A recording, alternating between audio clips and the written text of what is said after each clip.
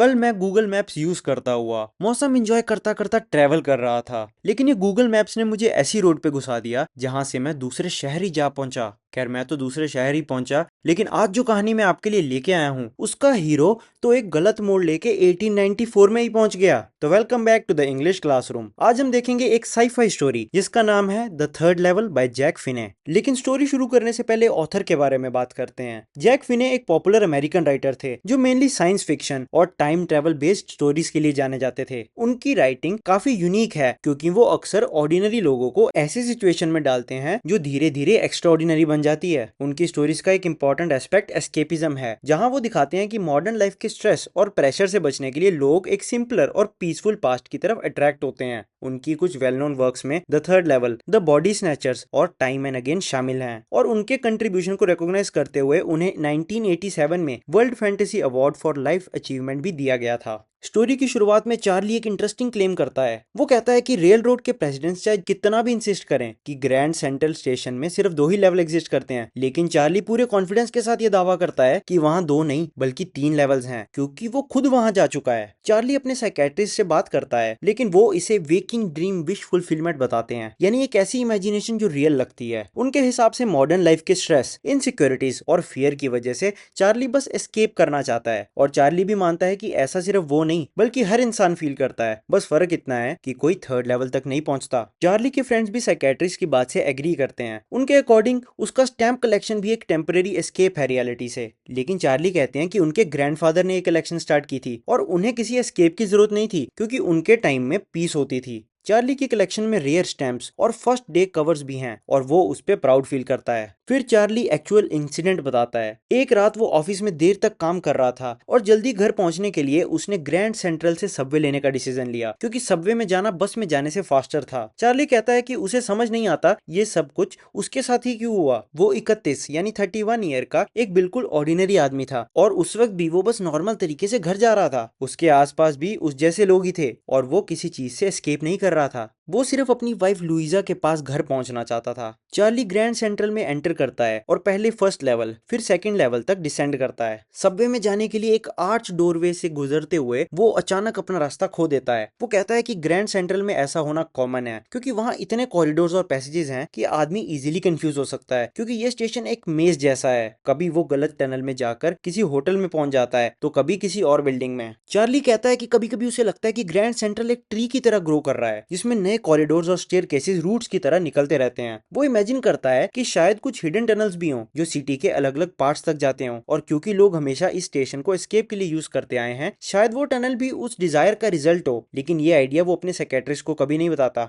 Charlie एक corridor में आगे एंटर करता है जो लेफ्ट और डाउनवर्ड जाती है। चार्ली को लगता है कुछ गलत है, फिर भी वो आगे बढ़ता रहता है। उसके खुद के फुटस्टेप्स की आवाज के अलावा चारों तरफ एकदम शांति होती है। फिर अचानक उसे आगे से आवाजें सुनाई देती हैं, जैसे कोई ओपन स्पेस में लोग बात कर रहे हों, और टनल एक शार्प टर्न लेता है। चार्ली स्टेयर से नीचे उतरता है और अचानक थर्ड लेवल पर पहुंच जाता है। पहले उसे लगता है कि वो सेकंड लेवल पर ही है, लेकिन जल्दी ही वो नोटिस करता है कि सब कुछ अलग है। रूम छोटा है, टिकट विंडोज कम है, और बीच में एक wooden old style information booth है। वहां बैठा आदमी भी ग्रीन आई शेड और स्लीव प्रोटेक्टर्स पहने पुराने स्टाइल में ड्रेस्ड है। लाइट्स भी डिम होती हैं और फ्लिकर कर रही होती हैं, और तब चार्ली रियलाइज करता है कि वो इलेक्ट्रिक लाइट्स नहीं बल्कि गैस लाइट्स हैं। चार्ली धीरे धीरे डिटेल्स नोटिस करता है। फ्लोर पर ब्रास पिटून्स हैं। एक आदमी पुराने स्टाइल का सूट पहने गोल्ड वॉच चेक कर रहा है, और लोगों के बियर्ड्स और मुस्टैशेस भी 1890s जैसे लगते हैं। एक औरत पुराने फैशन के कपड़ों में आती है, और ट्रैक पर भी एक पुरानी ट्रेन दिखाई देती है। तब चार्ली को रियलाइज होता है कि वो सच में पास्ट में पहुंच चुका है। चार्ली कंफर्म करने के लिए न्यूज़पेपर चेक करता है, और द वर्ल्ड नाम का न्यूज़पेपर देखकर शॉक हो जाता है, क्योंकि वो कई साल पहले बंद हो चुकी थी। उसमें प्रेसिडेंट क्लीवलैंड की न्यूज होती है, और बाद में चार्ली कंफर्म करता है कि वो न्यूज़पेपर जून 11 1894 का था। अब चार्ली को पूरा यकीन हो जाता है कि वो 1894 में ही है, और वो तुरंत टिकट विंडो की तरफ बढ़ता है। उसे लगता है कि अब वो अपनी वाइफ लुइजा के साथ कहीं भी जा सकता है, एक ऐसे टाइम में जो कि ज्यादा पीसफुल है, और इसीलिए वो डिसाइड करता है कि वो गेल्सबर्ग इलिनॉइस की 2 टिकट लेगा। चार्ली गेल्सबर्ग को एक पीसफुल और सिंपल जगह के रूप में डिस्क्राइब करता है, जहाँ बड़े घर, ओपन ओपन लॉन्स और शांत इन्वायरमेंट होता था। उस टाइम पर ना वॉर्स का डर था, ना मॉडर्न लाइफ का स्ट्रेस। इसी लाइफ के लिए वो वहां जाना चाहता था। चार्ली के पास 2 टिकट लेने के पैसे भी होते हैं, लेकिन क्लर्क उसके नोट देखकर सस्पिशियस हो जाता है और कहता है कि ये पैसे वैलिड नहीं है। चार्ली रियलाइज करता है कि उसके पास जो पैसे हैं वो 1894 के हिसाब से अलग और अनएक्सेप्टेबल हैं। सिचुएशन थोड़ी टेंस होने लगती है और चार्ली तुरंत वहां से निकल जाता है, क्योंकि जेल का रिस्क लेना सेफ नहीं है, और वो जिस रास्ते आया था उसी रास्ते वापस आ जाता है। अगले ही दिन चार्ली अपनी पूरी सेविंग्स लगभग $300 निकालता है और ओल्ड स्टाइल करेंसी खरीद लेता है। उसे पता होता है कि उसके $300 के बदले सिर्फ $200 के पुराने नोट मिलेंगे, लेकिन वो फिर भी रेडी होता है, क्योंकि 1894 की कॉस्ट ऑफ लिविंग अभी से बहुत सस्ती थी। उस टाइम पे 1 डजन अंडे सिर्फ 13 सेंट के थे, इसीलिए अपने साइकेट्रिस्ट के मना करने के बावजूद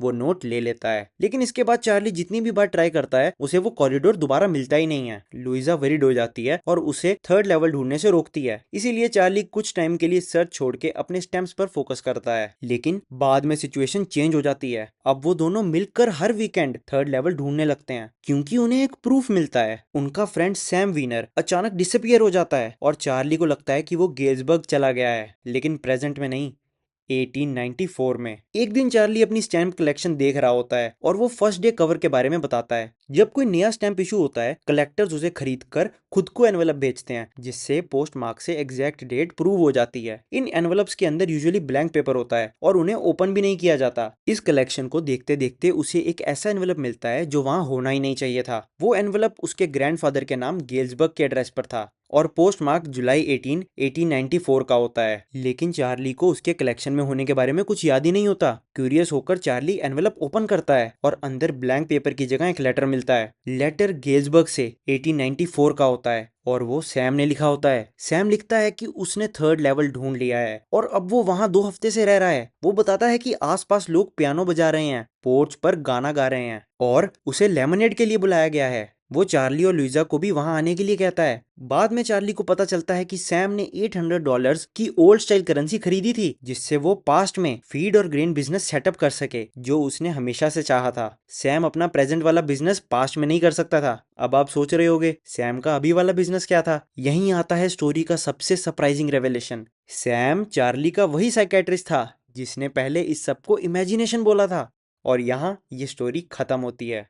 आपको ये स्टोरी कैसी लगी? मजा आया?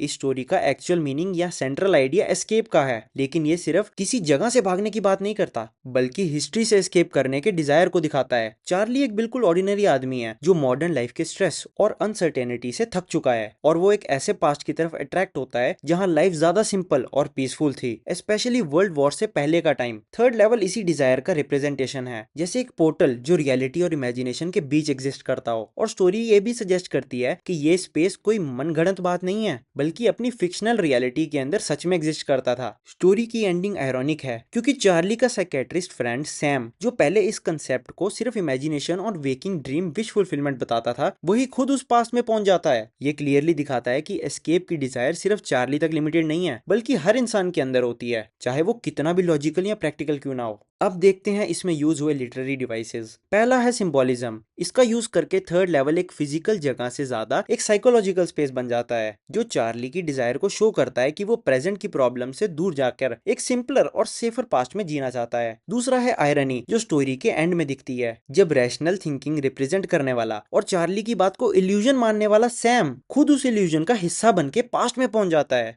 उसके बाद इस स्टोरी में इमेजरी इतनी डिटेल्ड है कि रीडर इजीली 2 अलग वर्ल्ड्स को इमेजिन कर पाता है, एक फास्ट पेस्ड मॉडर्न वर्ल्ड और एक काम स्लो और पीसफुल पास्ट। और यही कॉन्ट्रास्ट स्टोरी के सेंट्रल आइडिया को और स्ट्रॉन्ग बनाती है। फिर आता है मेटाफोर। ग्रैंड सेंट्रल स्टेशन को एक मेज की तरह दिखाया गया है, जो सिर्फ फिजिकल कंफ्यूजन नहीं, बल्कि चार्ली के इनर कंफ्यूजन और उसकी रियलिटी से डिस्कनेक्ट को रिफ्लेक्ट करता है। इस स्टोरी में कुछ सेंट्रल थीम्स क्लियरली डेवलप होते हैं, जो चार्ली के एक्सपीरियंस को डीपर मीनिंग देते हैं। सबसे पहले एस्केप फ्रॉम रियलिटी का थीम है, जहां मॉडर्न लाइफ का स्ट्रेस, इनसिक्योरिटी और प्रेशर चार्ली को एक ऐसी जगह की तरफ पुश करता है जहां वो मेंटली रिलीफ फील कर सके। इसके साथ ही पास्ट और प्रेजेंट का कॉन्ट्रास्ट भी स्ट्रॉन्ग है, जहां प्रेजेंट लाइफ फास्ट, केओटिक और ओवरवेलमिंग लगती है, जबकि पास्ट को काम, स्लो और पीसफुल दिखाया गया है। स्टोरी इमेजिनेशन और रियलिटी के बीच की बाउंड्री को भी ब्लर करती है, जहां रीडर भी कंफ्यूज हो जाता है कि जो हो रहा है वो एक्चुअल है या सिर्फ चार्ली का परसेप्शन। और फाइनली एक डीपर ह्यूमन डिजायर दिखाई देती है, जहां लोग नेचुरली एक सिंपलर, स्लोअर और ज्यादा मीनिंगफुल लाइफ की तरफ अट्रैक्ट होते हैं। इस स्टोरी के मेन कैरेक्टर्स अलग अलग आइडियाज को रिप्रेजेंट करते हैं। चार्ली एक ऐसा कैरेक्टर है जो एस्केपिज्म और इमेजिनेशन को रिफ्लेक्ट करता है, क्योंकि वो मॉडर्न लाइफ से दूर एक पीसफुल पास्ट की तरफ अट्रैक्ट होता है। चार्ली का साइकेट्रिस्ट सैम इनिशियली तो लॉजिक और रैशनल थिंकिंग को रिप्रेजेंट करता है, लेकिन एंड में उसका खुद पास्ट में चले जाना एक स्ट्रॉन्ग आयरनी क्रिएट करता है। और चार्ली की वाइफ लुइजा प्रैक्टिकलिटी का सिंबल है, जो चार्ली को ग्राउंडेड रहने और रियलिटी को एक्सेप्ट करने की तरफ गाइड करती है। तो ये था द थर्ड लेवल का कंप्लीट एक्सप्लेनेशन। स्क्रीन पे दिए गए वीडियो पे क्लिक करके आप इस चैप्टर के कीवर्ड्स भी देख सकते हैं। अगर आपको ये वीडियो पसंद आई हो तो वीडियो को लाइक और चैनल को सब्सक्राइब कर सकते हैं। मिलते हैं कल नेक्स्ट वीडियो के साथ। Till then goodbye and keep learning.